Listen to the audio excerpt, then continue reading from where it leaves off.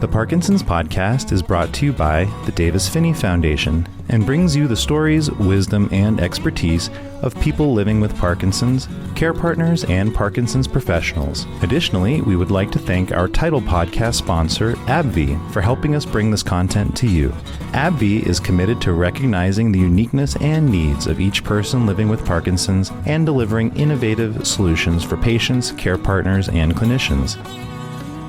In this episode, panelists discuss what they wish they knew when they were diagnosed with Parkinson's and what advice they would give now to those who are newly diagnosed.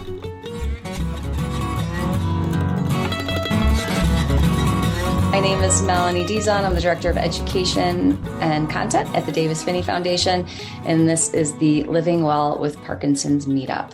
Today we're going to have sort of a Q&A, but also we're going to talk about one of the things that people sort of have written in about was we want to know what people wish they knew then.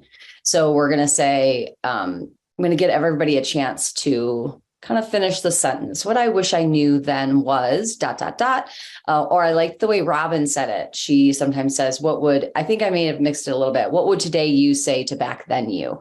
And we want everybody, oh, hi, Heather, I just saw you. We want everybody to participate in the chat too. So definitely share your ideas and comments and stories in the chat. But to get going, as usual, I would love for everybody to just introduce yourselves to the people who are new in the audience. Tell us who you are, maybe how long you've been living with Parkinson's, and let's do something different this time. Let's do your favorite outdoor activity. And I'm going to just go around my screen and I'm going to start with Robin. Oh, favorite outdoor activity is biking, for sure. Robin Morades out of North Carolina, diagnosed in late 2015, had very visible symptoms starting a couple of years before and was misdiagnosed. But when I understood the full constellation of symptoms, I've been living with Parkinson's since probably 2003 or 2004. Wow. That would made you how old? Wait, I'm not going to do the math. What was that? What were you in 2003? Probably like 30, maybe 33 years old. That's, yeah. And, there's a couple of things I suspect may go back earlier, but that's when I can really identify symptoms. I got officially diagnosed when I was 46, about 8 years ago. Wow. So I'm a true, sort of young onset diagnosis.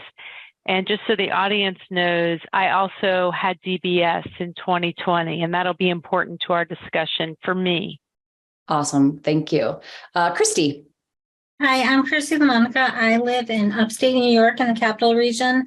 I was diagnosed in 2020 in the beginning of the pandemic, but I really had symptoms that I could kind of really trace back to like actual visual motor symptoms to about like 2014. When I moved out here from Denver in 2014, a lot of my shoes, every pair of shoes I brought with me, and the inside and the left shoe, they were all worn out from curling my toes. And then going back to 2005, I had REM sleep disorder. So I have been trained to do stem cell work. So my PhD is in cell biology. And so I've grown stem cells for a long time. And I used to do cell work in my sleep in 2005, starting in 2005. My husband would be like, you were doing cell work again in your sleep. So I was working in science like 24 hours a day because I was doing my sleep. So my REM sleep disorder goes back that far. Wow. We just thought it was pretty funny, until I started, punching my husband eventually in my sleep. Yeah. Yeah. Never good. Yeah. Doug, what about you? Doug Reed from Lafayette, Colorado. I was diagnosed in 2010 when I was 36. I'd been exhibiting a hand tremor for at least a few years before that. I had DBS just over 3 years ago, and it's been life-changing for me. All right. Thank you. Brian. My favorite outdoor activity is hiking. Hiking. Okay. Brian. Hi, I'm Brian. I'm in Southern California, in Huntington Beach area. I've had Parkinson's for 12 years now. I was a high school teacher teaching photography when it set on, and it took me 4 years to realize I couldn't maintain the career anymore. But getting involved in advocacy work is almost like teaching again. Yeah. And my favorite activity is anything outside, but I love doing pool therapy. I do my exercises with a full face mask underwater, so my body can do things that I can't do on land. So get stretches in. Yes. Yeah. Thank you. Heather. Heather Kennedy, diagnosed in 2011, didn't believe it until 2012 when I started taking the meds. And just like Robin said, now that we understand the constellation, it's a great way to put it, of all the different symptoms. I started experiencing symptoms right before my daughter was born, and she's 20. My favorite outdoor activity was streaking, of course. I expect no less. I mean, come on. I have to say mine was mine's hiking. Sorry. Yes. Okay. Hiking with your babies, with your little baby doggies. Yes. Yes. Yes. Okay. So some people put in some things in the chat already. So let's say that they're finishing their sentence. What I wish I knew then. I'd say it's going to be okay. Don't let the pandemic stop your exercise routine. Life is going to get really hard, but you will be okay. I wish to find a more natural way to get some sleep. Maybe we'll talk about that. Okay. Right. Larry, hi Larry, says the journey ahead is not for the faint of heart, but you can live well with Parkinson's and not against it. Love it. Remember, don't panic. That's good too. All right. So I would love to hear from all of you. I think, part of this is going back and saying that really, really much older self that was experiencing those symptoms, but not having any idea of what it was. And then there's that part of you that went and got your diagnosis and spent the next couple of weeks wherever your head was. And if you could talk to that person, let's think about that. What would you want to say to them? And what do you wish you had known? Hi, Kevin. Thanks for joining us. Kevin. Hey, everyone. Sorry, Hi. I have trouble dialing in. No problem. Kevin's only got a little bit of time with us. He's got about 20 minutes. So we're going to make sure we get your voice in here, Kevin. So here's the question. Imagine, it's back when you got diagnosed, when you finally really got that clinical diagnosis, and those, few weeks after, months after, where was your head and what do you wish you knew then that you know now?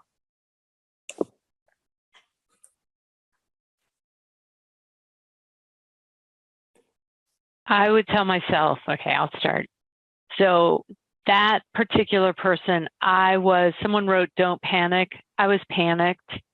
I was hypervigilant about every symptom that appeared, everything I just felt like was catastrophic, and I had a neurologist, a very kind and wise neurologist.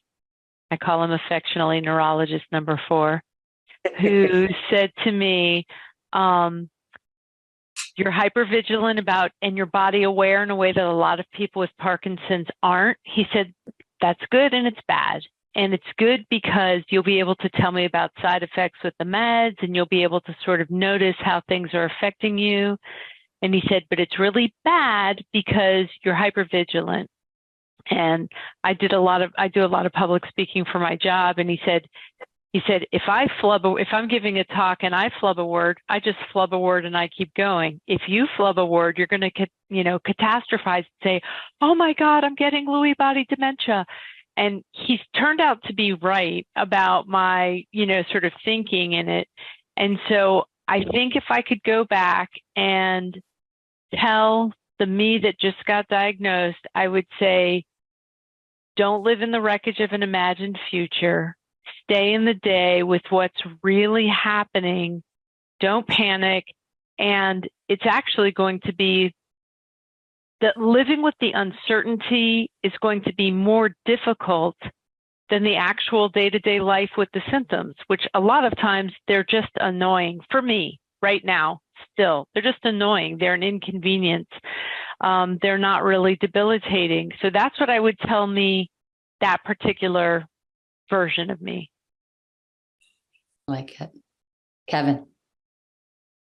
Yeah, I was just influenced by a call that I just came off on. And that call dealt with Parkinson's in developing countries. And what was really interesting for me was to hear what goes on in countries like Africa, where they feel like the stigma of Parkinson's is witchcraft, that you've been possessed. And there's a really interesting thing that just came about on this call, was that a producer who worked with David Attenborough was recently, I think he's living in India, and he has Parkinson's for 14 years. And he was getting arrested in banks because of what he came across as as sort of being really out there possessed. And so he traveled to Kenya, and they shot a video where he deliberately went off meds and went to villages to meet Africans. And he said it was so physically hard and emotional. Physically hard because he was off meds, to meet with other people who could not get meds. And he said it was in Africa, it's just the simple things like, Carbidopa, Levodopa are just not available. So I think that the thing that I want to address is stigma and need.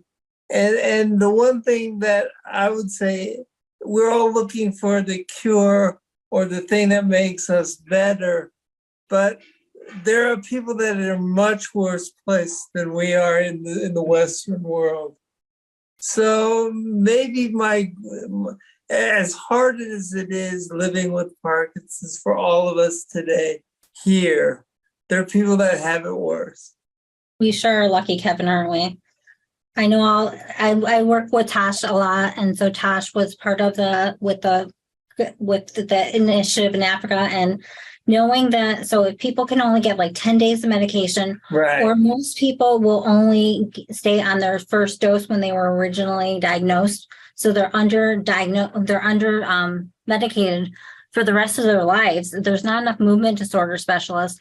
It's just absolutely heartbreaking. And Carbidopa, Levodopa, I don't even pay my copay for it. I pay for it out of pocket because it ends up being cheaper than my insurance. It's so cheap. To think that they don't have it in a lot of these countries is just so upsetting. So we really are very lucky. Even as hard as it is, we still are really, really lucky. Yeah. That was my point, Christy. I think you're more eloquent than I. You are my friend. I think that you explained it very well. It's just really frustrating and heartbreaking that people can be in this situation. So, yeah. Michael Fanning, Parkinson's could be considered a blessing, not a curse. The most important things in life are faith, family, and friends. Kenlin says, don't ignore it. Make the rest of your years the best of your years.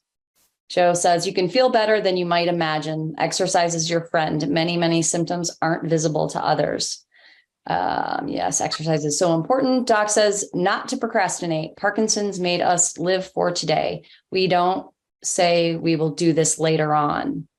Yep. Suzanne, and I think we'll definitely talk about this, says, I wish I knew that DBS might be the only long-term option. Chris, also how important support groups are. You have to find your people. Parkinson's isn't punishment from God. In fact, look for the blessings. Ethan says, not to drown in all of the posts made by everyone. Be smart and selective, but keep aware. When I was diagnosed, I thought it had to be me. I caused it somehow and felt so guilty. If I wasn't such a party animal when younger, all those dead shows, and to have something to do with it, I was heartbroken and cried to my wife, telling her I was sorry. I now know it had nothing to do with that. Heather. I wanted to just chime in here about something really important. Can you hear me okay? Mm-hmm. Okay, good. I wish that I knew the toll this takes on people around me. I have a lot of pain and shame for how I came into this disease,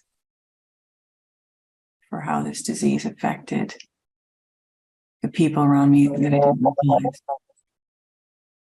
If you're getting some feedback, I can change my you can put on the headset. But I feel as if I hurt a lot of people because I was on a hunt for dopamine. I was relentless in my hunt for dopamine.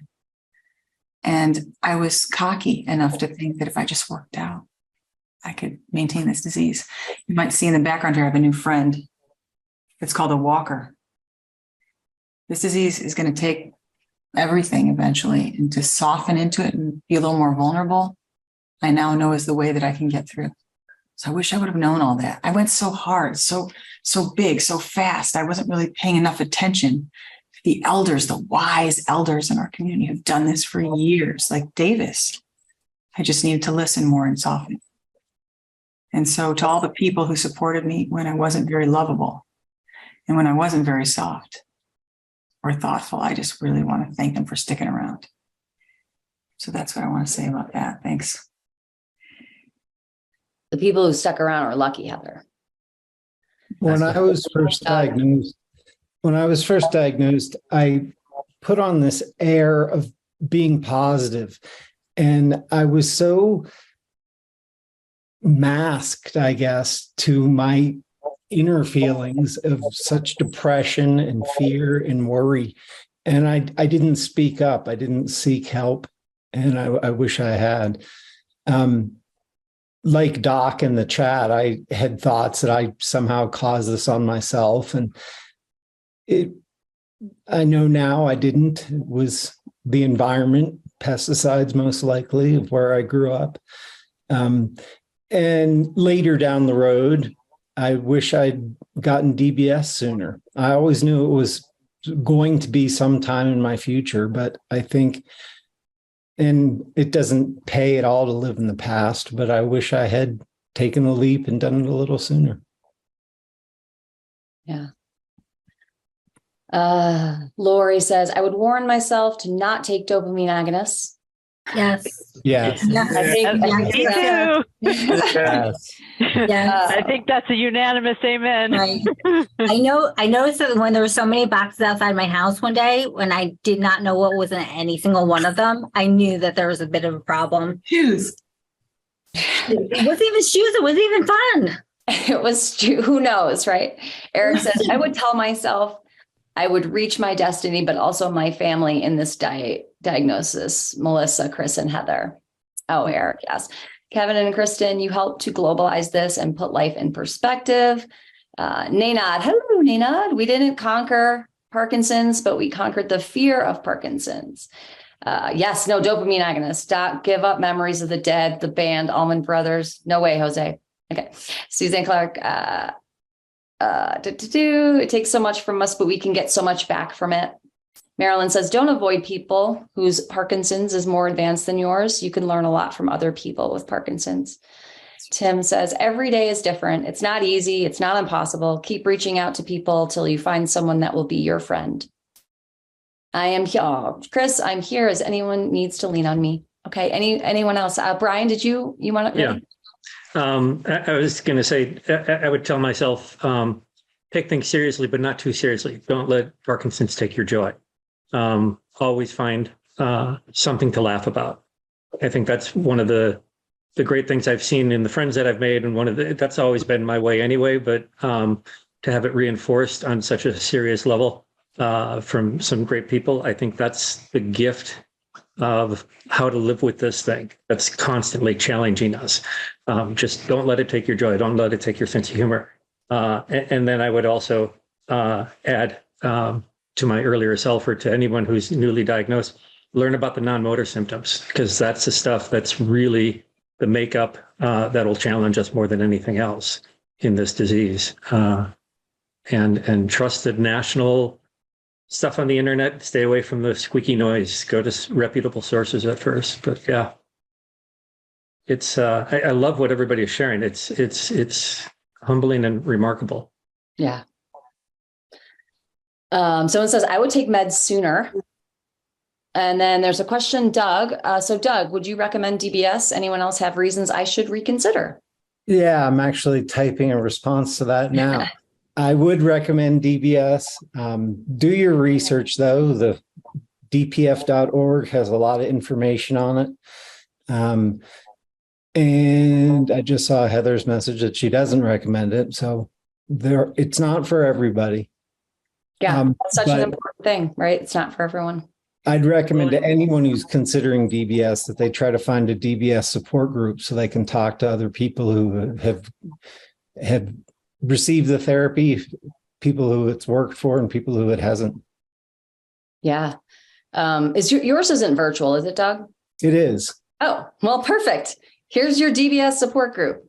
Yeah. So if anyone would like to join, I co-lead a Parkinson's support group or DBS support group for Parkinson's Association of the Rockies. And if you want to, what is it? Chat at dpf.org or go to my blog at dpf.org and we will hook you up. Just let us know. And or go to my ambassador page and reach out to me and I'll get you in. I think Sam will throw that in there. Thank you, Sam. Well, and if I can add something, because I just started with the new MDS yesterday because my symptoms have progressed significantly. And for years, they've been advocating DBS for me. But because of the struggles Heather has had and another dear friend of mine in the last year or two, I've been very much, no, don't even start. But this new doctor was saying, okay, wait, there's a lot of changes that have happened. And she explained stuff with Medtronics and Boston Scientific, and there's new ways of doing this and that. And I just said, okay, well, I'll look at it a little more carefully. So I'm not keeping a closed mind, but like what Doug is saying, find a group and get that knowledge and listen to your doctors and see what's really out there and what's changing and where they're at with things. So I'm trying to be open-minded, but when I see the people who've had their voices softened because of it or stuff like that, and this is what the doctor was saying, that they've addressed that now, that there's more to this than we might think. So it's not a easy response. It looks like Kevin has something on that. Yeah, I mean, DBS changed my life, for the better.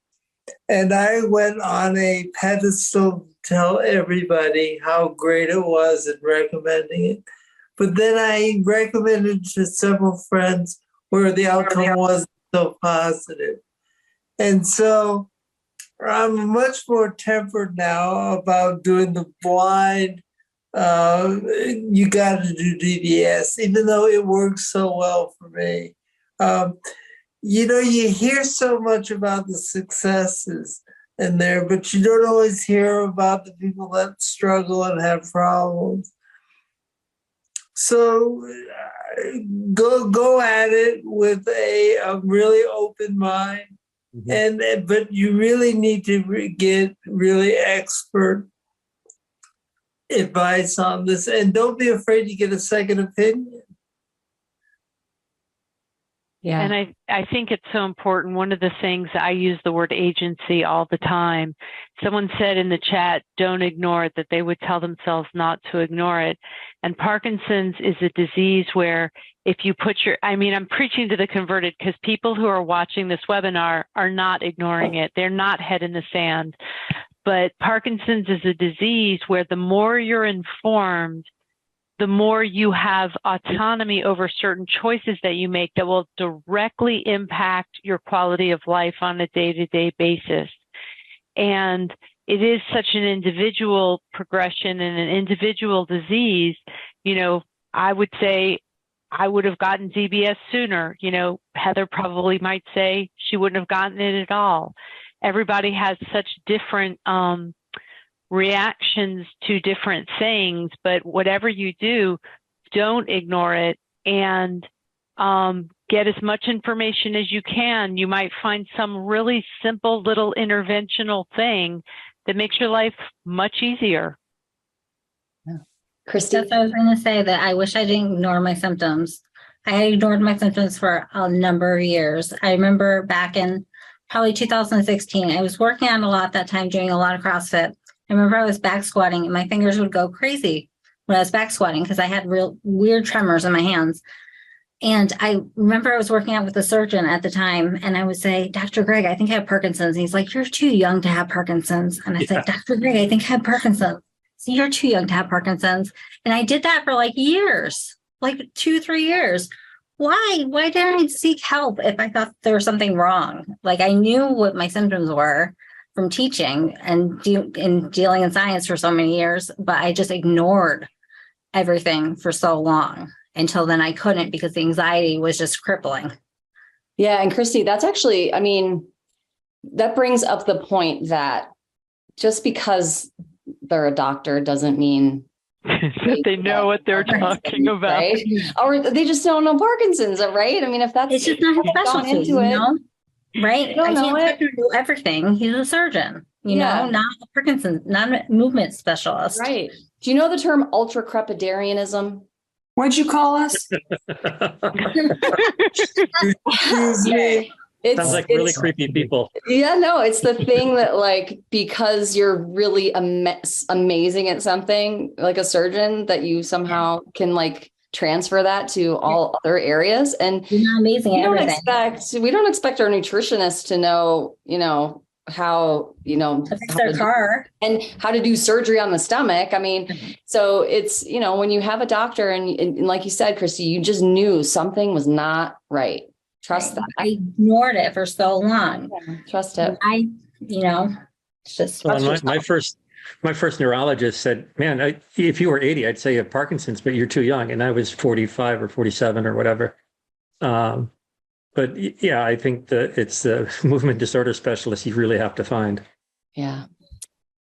Heather. It's almost as if we have to teach them, but I also want to give special thanks to those doctors and those helpers and everybody involved in the medical field who do the research and who understand the complexities and really take their time with us.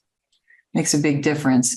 But to be fair too, it's like someone just mentioned, they're just humans and they're all in their own silos, unfortunately, and they also, so they have their specialties, but they also have areas within their specialties that they're good at. Like, for example, my first doctor was good until I reached about 10 years. And then he kind of fell apart. Like the wheels kind of came off, like, what do I do with her now? And then some doctors are just good at programming or just good at, one certain thing. So, but what I would also add just as a real quick note, another thing I wish I had paid attention to when I was first diagnosed, don't forget the rest of your body and your other doctors. Yeah. Right. A lot can happen. Which is really difficult. So being a female and being, 43 years old, who do you talk to about what issues, when it comes down to gynecological issues, your gynecologist isn't going to know about Parkinson's in most cases. So it ends up being really difficult to find appropriate care. Yeah. Kirsty had something in the chat about don't take myself too seriously anymore. Yeah. I kind of agree with that. Try not to sweat the small stuff and try to maintain a sense of humor. Good advice. I'm curious about Heather's comment about having to change doctors at about 10 years. Has anybody else had to change providers over time? Not just sort of I've got to find someone who can actually, I have 4 and 5 are my 2 neurologists, but they have been now for years. Did anyone find they had to transition like Heather was mentioning? Yeah. I think it's really a good idea to get someone after about 10 years to take a different set of eyes to look at you. Because one of the things that happens oftentimes is we become friends with our physicians. And that friendship can sometimes create a little bit of a filter on the way they see you and give you advice.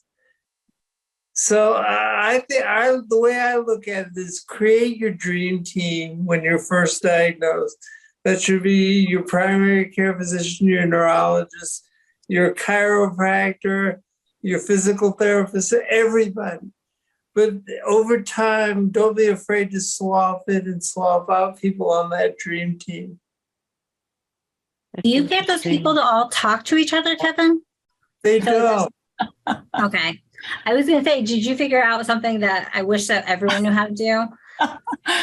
Imagine the right hand talking to the left. It would be amazing, right?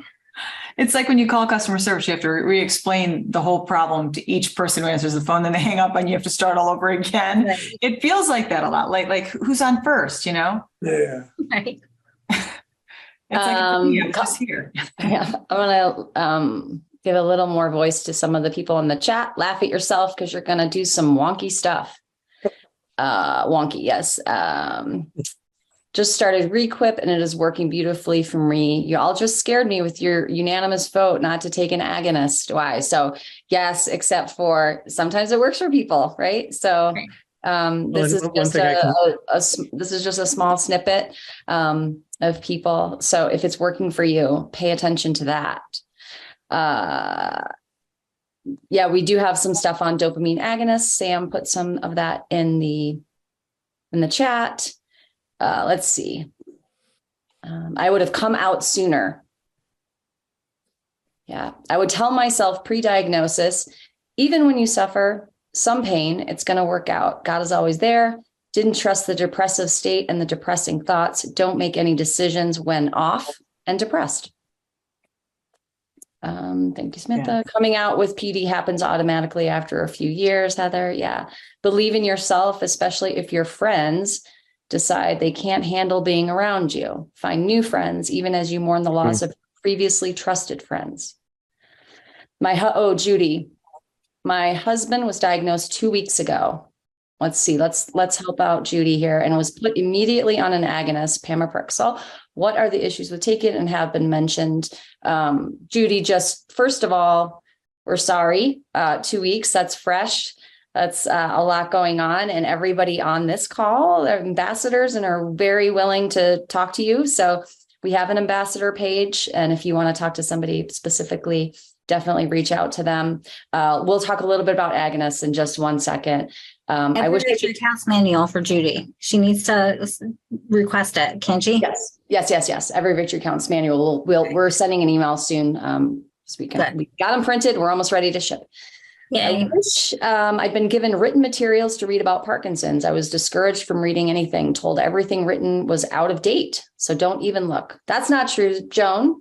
Right. That's not. Gratefully, we update our Every Victory Counts manual, and it is fully updated now. We also have a companion website so that nothing gets out of date, even the medication section.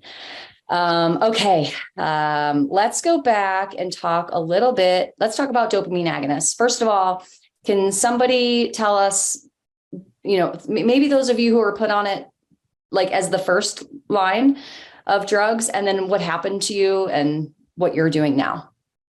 I can speak to a little bit because I was talking about this with my MDS yesterday because I had written notes of all my previous stuff. And then at the top, I put a little banner, no dopamine agonists, because when I was taken off the dopamine agonist, I told the doctor, I said, I really don't want to be taken off the dopamine agonist. It's my superpower.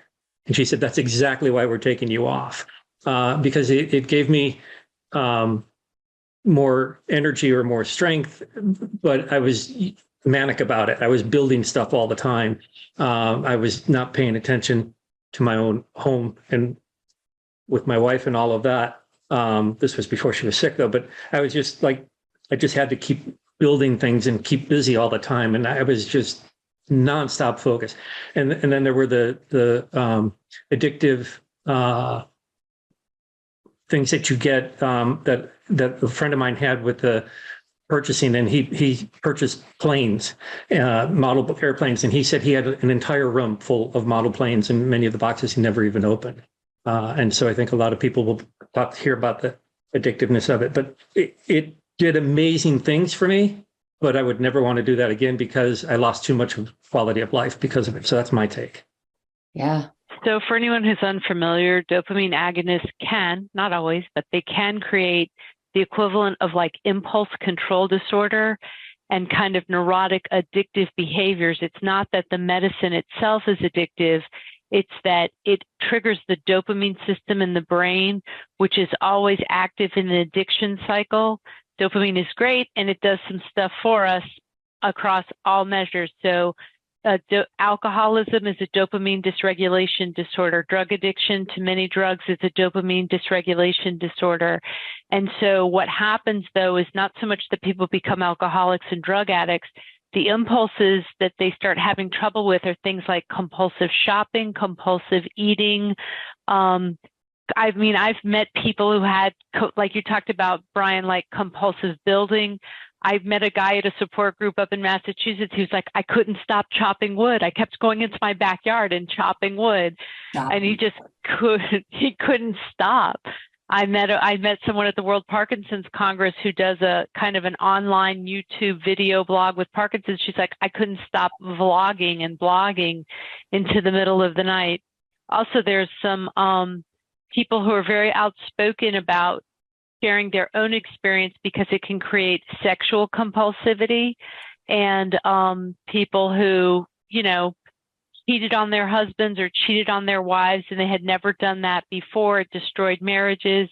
So there's a lot of baggage, I guess I would say, with dopamine agonists. So I think what's important is if your doctor has trying you out on one, just be really aware of what's happening.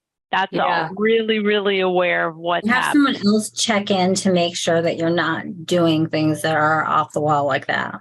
Yeah. And it's great that, you're there with your husband who's starting this medication. And we don't want to scare you off of it because it does work for some people. And some people have been on it a long time and they have really great experiences with it. So it is not a, hard no. It's just a no for many of the people on this panel because they didn't have great experiences with it. And the other really good thing to know about them is that goes away the minute you go off of it. Like it truly is just a drug induced situation, right? Christy and then Heather. I love the idea of the new Pro patch. So the rotigotine patch, I love the idea of that. It's fantastic. I can't use it though, because I'm really allergic to the adhesive. So when I was on it, I was just breaking out into, it would itch, it would hurt, it would burn. And I'd get welts from where I had the patch each time I moved it. So I just couldn't take that anymore. Yeah. Heather. And just to be clear, when I was first diagnosed, I was on another drug. And if you look up that drug, the first thing you see is lawsuit. Oh, wow. And then when I switched to these other agonists, it worked better for me. And those took a while to adjust too. And the deregulation for those is pretty rough. So when we talk about how no dopamine agonists, I think what we mean is with discernment, with checking in with your doctor a lot, with a careful deregulation, like go up slowly, go down slowly. We do have some horror stories in our midst, not in this group per se, but just I listen a lot to a lot of different parkies and we get all kinds of crazy stories. And you'd think that it'd be kind of like, the sexy dark side of Parkinson's. It is not pretty. It's not like the cool stuff, like, oh, I went out and I had this great time and it was so sexual and it was so wonderful and everybody had a great time. And then the end. Oh, hell no. It destroys relationship. It brings a lot of shame. We have enough shame. We don't need it, So just make sure that you check in a lot. That's all. I would echo that. I think that's the big thing is if you talk to your care partner, you talk with your doctors, the more you have that conversation, the less things can get dark or scary on you if you're very open about it. That's true with all aspects of Parkinson's, really, not just the dopamine agonists, but everything with it. Like somebody had written in there that their psychiatrist said that anxiety and depression aren't part of Parkinson's. It's like, oh, I want to slap that guy, but they are. Someone says my psychiatrist tells me my anxiety or depression is not because of PD, because I had it 10 years before my physical symptoms. Need to take responsibility and find the right doctor. Yeah, good answer. But it's what keeps that from being shameful, because it shouldn't be, period. And it shouldn't be because of Parkinson's. But what keeps it from being that way is by talking about it openly. The more you keep it closeted, the more you keep it away from anybody knowing about it, the darker it gets. Right. So with all symptoms, it's that way. But yeah, definitely with the agonist, if you have that dialogue, it could work for you guys, as long as you keep it aware and in check and you're working close, I'd say go for it.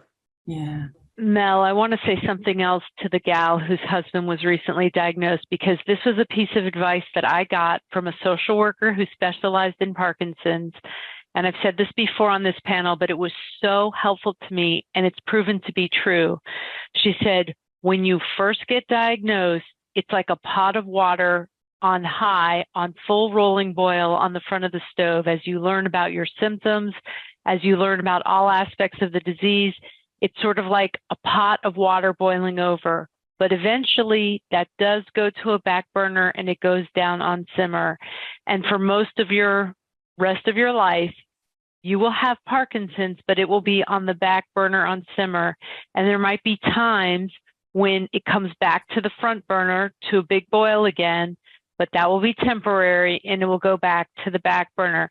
And I didn't believe her really at the time, but that has indeed proven to be the case. And by boiling over, I don't mean sort of just a bad symptomatic day. I mean, I've really only had a couple times since my diagnosis that everything, post DBS, immediately post DBS, while I was, trying to figure out how to get the system programmed and what meds, if any meds, hives, all that, there was a lot going on.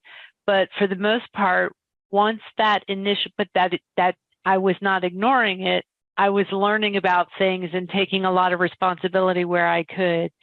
So I hope that helps. And it's just right now you're in a time when you're learning. It feels very overwhelming, but we're all sharing, about dopamine agonists, but, with 8 and 10 and 15 years of history behind us of learning, it's all hindsight's all 2020. It's like drinking from a fire hose, I think, a little bit. Yeah. I like Wendy's comment. I want to share it. After I was diagnosed, I only told my immediate family. I didn't want people to know. I was scared. Allow yourself time to process it. And then when you are ready, tell a trusted friend. It was liberating. Don't be afraid to get involved in the PD community. It was scary to jump in, but the kindness, support, and information you can gather from others is strengthening and a great blessing in my life. Nice. Beautifully said. And Nice. I just thought of something else that I wish I had known. I entered the support group so wide-eyed and naive, like everybody's here to support each other. Thinking that, it wasn't like a normal subsection of like human beings and human behavior. And there were some people in there who were psychopathic. And when they came back around a few years ago in Facebook, I got out of Facebook so fast because I recognized who they were, like I knew who they were. Then I started having this drug-induced psychosis moment where other people coming in, I thought it was them. And so I would respond to them thinking that they were this kid from Oklahoma who used to give everybody trouble. I won't say his name. I don't even know where he lived, actually. Not really sure what he was about. But anyway, he came into the support groups like a wave and just disrupted everything. The disruptor. And he did it for fun. He would get people in arguments and it was crazy. So my point is, people are people. We're just here doing the best we can. Our commonality is one disease. We do have a lot of things in common besides that, but that's our only connection if you think about it. So do so, but do it with discernment. I mean, I really put myself out there and look what happens on social media. Imagine that. It's not always a kind place. So, yeah, but at the same time, you found some great people and made great friendships through it. Precisely. Yeah. I want to address this. Cheryl, she says, you all are scaring me. While I've been diagnosed with mild and early PD, a neuropsychologist told me symptoms will get worse. One can die with PD, but not because of PD. I was diagnosed in June of 2022. Does anyone want to respond to her? It gets more challenging. I don't like the word worse, but yeah, it does get more challenging. The great thing is if you have a movement disorder specialist, not just a neurologist, but one who specializes in Parkinson's, a neurologist knows like 250 maladies. A movement disorder specialist is a neurologist who went and did a fellowship for 2 years or 3 years and is now specialized in 7 disorders. So they really know what they're doing. So you get that first and it progresses, but so does the medication. Like when my doctor was talking about DBS yesterday, she was saying, Medtronic has done it this way, but now there's others doing it this way. And here's the things you're looking at. So there's always changes. Dopamine agonists might even be changed a little bit more.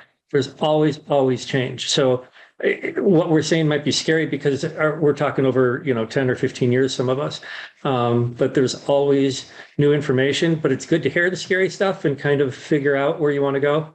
But I'd also add, like, one of the things I didn't like when I was first diagnosed was I didn't like being around the older people who were just like barely getting around. But then I went to Rock Steady with them, and there's this guy who could barely lift his legs to get his knees up. And man, he tried so hard. And it just almost made me cry looking at him. And it gave me such fire in my belly to try to match his effort. So you really can't judge any of this stuff. It's all different. And it's really what's in your heart and where you want to feel and let it take you. Just don't let it take you down. I want to speak to that also. When I was first diagnosed, I'm from a 12-step background, so I'm really believe in support groups.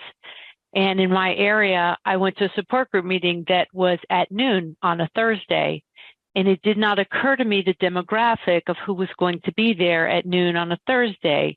It was people who were 30 years older than me, who could no longer work or drive. I ran from that support group vowing to never go again to any support group for Parkinson's because I felt like I was terrified.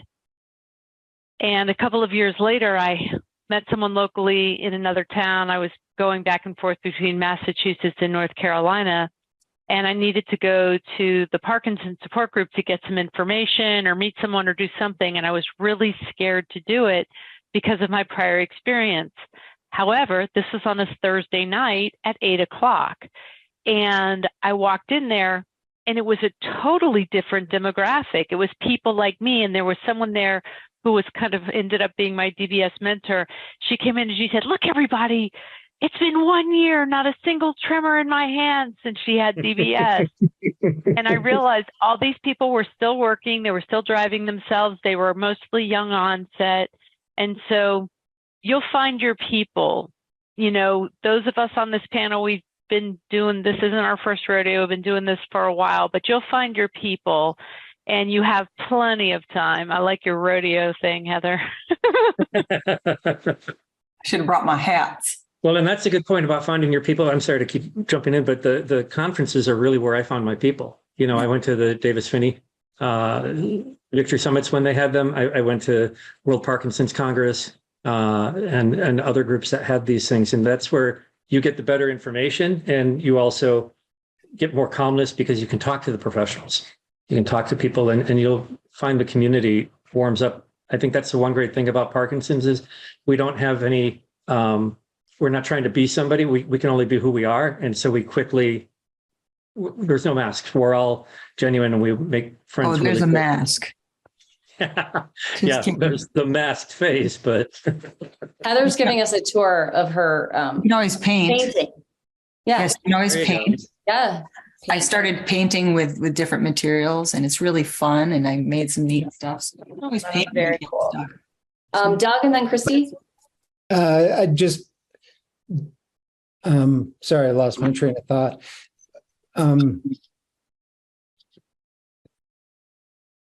Come back to me. Okay, I'll come back. Christy. Sorry, I didn't mean to distract. So to go with the support group thing, so I just started a support group for women in my area, and I by far am the youngest by like at least probably 10, 15, maybe 20 years. And it's I think that everyone has something to bring to the table. So it's really fun so far. So I first thought that I wouldn't really enjoy support groups with people that were much older than me, since everyone tends to be older than me in local support groups. But now I'm learning a lot. I'm enjoying hanging out with other women and learning what they have to bring to the PD party. Like Cat Hill. I seek out a variety of different support groups. I mean, this is one of many different formats, but I go to in-person meetings. I go to young onset meetings. I have the DBS meetings, and I've joined DBS Zoom meetings from other parts of the country as well. And another thing I was going to say, I think it's very important to keep my finger on the pulse of my own affect and to really be mindful of how I'm feeling mentally and talk to someone when I'm feeling down. Yeah. Somebody mentioned in the chat that it's really important for them to have a counselor on their care team. And I think it's really great. I wish there were many, many more counselors, therapists, social workers who specialized in people with chronic illnesses such as Parkinson's.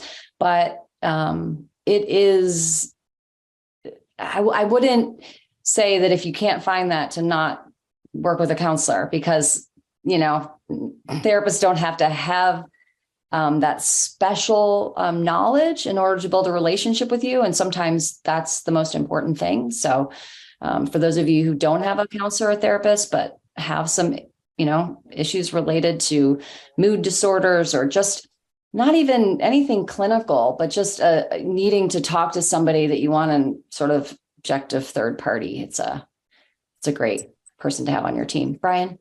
And along those lines, I met a gentleman on an airplane recently, and he was talking about therapists, and he says, "Yeah, I thought I needed one, but I went to one, and it was just such a horrible experience, and so I vowed I'd never do that again." I said, "Finding a therapist or a counselor, it's like dating. You don't have to settle with the first one. Find the one that works with you, works for you. That meets your needs. So don't give up." Yeah, that's true. It's a pretty big role. It's a pretty big person to trust. And it's actually more likely it's not going to work the first couple times, just like dating isn't going to work the first few dates you go on with. What could possibly go wrong? I have to say that I did get a couple of, we did get a couple of emails about last month we talked about singles dating sites with people with Parkinson's, like Match.com for people with Parkinson's. I did get a couple of those. The dating just reminded me of that. Nelson, the PD party. So that's what this is. On Sunday taught me their solution to skipping, as I lost my skip a while ago. Welcome to the party. Yes. Okay. Anne, I'm not sure how to message you. So Sam, can you throw up the ambassador page? And then people, you can all go to that link, and then you want to reach out to somebody, you can contact them there. Also, does anybody else have anything on this topic? And I thought it would be fun to ask a question to see. I wanted to just jump in on one thing that I don't think we've said enough of today, that we said at the beginning, but we didn't really push. When I was diagnosed with Parkinson's, first 5 years I went downhill, and I was on a cane. We were looking at getting a walker. My wife wanted to get a chair to help lift me up. I was just physically declining quickly. Then I went to the first Victory Summit with the Davis Phinney Foundation in Las Vegas. And my life changed because they talked about exercise. They talked about force intensive exercise. And we came back home and we found a physical therapist who actually knew more than just big and loud, but she knew how to work physical therapy and Parkinson's together. I went from a guy who could do one sit to stand in maybe 3 minutes to a guy who could do 25 of them in a minute and a half. It's a matter of finding that physicality and working with it. Don't say, I can't do it. Get the can'ts out of your head. Physical, physical, physical. Start with walking if it's just around the block or just down the driveway. John Ball, who has run marathons for 32 years with Parkinson's, says he got a gentleman who was in their support group that found kind of gave up, and he was just sitting on a chair and he couldn't even get to the other end of the house. They got him going up and down the driveway, then around the block, and within a year he did half a marathon. So trust me, physical is the best, and the more you exercise, the better you are. And Davis Phinney's website has the best stuff on exercising and doing it with groups of people with Parkinson's. You will rock your world. I would say that in Europe, it's the first thing they do is they immediately, as soon as someone is diagnosed, they immediately prescribe intensive physical therapy. And it's like in this country, it's like crickets. And because insurance dominates the market, you maybe get approved for 10 physical therapy sessions a year after you're showing disability or something. So, to the extent you can exercise, do. A lot of us became real athletic after our diagnosis. I had to pay a full specialist copay for every time I went for physical therapy for LSVT big. A specialist copay for each time I went, which is ridiculous. Also to exercising. So if you can't do something one day, that's okay. Don't beat yourself up. Do what you can. So if you're not feeling it one day, try to do yoga or stretch or something, or even just laying down on the floor in like corpse pose and yoga pose. That's totally okay. Just be kind to yourself, be gentle to yourself, and do something else the next day. Move more the next day, you know? And even doing stuff in the pool. If you can't do it on land, like I do it in the pool. Find a warm saltwater pool in your community if you can. Right. Heather? I was just thinking about this though. What if we didn't go so hard at first, you know? What if we remember this for the long haul? You're in this for a little while. Look at us. Just look at us. We've all had this for like, what, 10, 20 years, some of us? Come on, you can do this. If I can do it, anybody can. Right? No. You don't have to. I love what Chrissy just said. Just do yoga, do stretching if you can't do the workouts. Yep. Yeah. Days that you can go, what if you're going harder looks different in like 5 years just because you've gained strength? Like Brian just said, his going harder looked different after 5 years. Jimmy Troy. I also found a lot of support if you can find a Parkinson's spin class or the rock steady boxing or Parkinson's yoga class. Those are my peeps. And that's like my primary support group now is people who are kind of, you know, being proactive where they can. And you're with people you're socializing, and that's helping your brain. Mm-hmm. I put that in the chat for Brian that the older gentleman in my rock study class on Sunday, I lost my skip a long time ago, and I was watching them and I learned what their solution was to skipping. And it was awesome. It's almost like doing the polka. Oh, I loved it. I loved everybody in the group once I got over my fear of the older people, because I was worried about looking like that picture that we always see. Right. And it's like, no, the older people are so freaking amazing. They're so beautiful. They sing. You taught me, you know? Yeah. Yeah. They have so much to get. Everyone has something to bring to the table. You just have to listen. And we just don't listen enough. You got to get out of your head. That's the best thing you can do with Parkinson's, is get out of your own head. I loved Rocksteady when I was up in the South Shore. I'm going to just do a shout out to Brett Miller. He's an ambassador with Davis Phinney. But when I was up there, when Brett first started the Rocksteady, we were all together. And I'll never forget this guy, Fred, the first time that he flipped like the heavy bag, the entire room stopped and everybody started screaming, "Yeah, Fred! Yeah, Fred!" It's great. It's like Parkinson's CrossFit, you know? Exactly. Yeah. When you do something awesome in CrossFit, everyone stops and cheers, right? Oh, yeah. You can do CrossFit too if you have Parkinson's. Yes, you can. I won't get on that one. So, okay. Question for everybody in the chat. What are some topics you would love for this group to talk about in the next few months? Let's hear it. Yeah, Wendy, the DPF has made a huge difference in my PD journey. I have people contact me all the time looking for information about PD. The first place I send them is to the DPF website. Thank you so much. It is gold. PD runs in my family tree. I want to show my children that you can live well and be happy with PD. Thank you to Davis Phinney and all of you who have used this. Thank you, Wendy. Okay, Cheryl says new treatment options. I know people have more ideas. Throw them in there. I love this group. There's new treatments coming out in June. I don't know what they are, but there's supposed to be a plethora.